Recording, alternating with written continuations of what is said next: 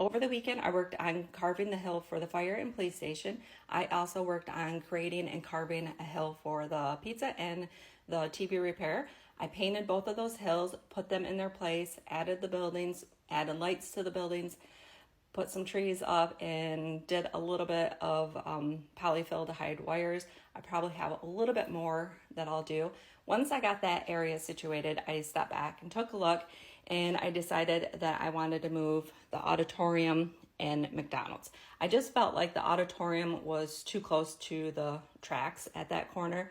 It's got a lot more room over here. So once I got that situated, I decided to go ahead and work on lighting up the city.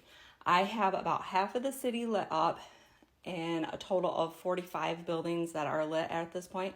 So I'm going to pause the video, turn off the overhead light, and I will show you what I have lit up.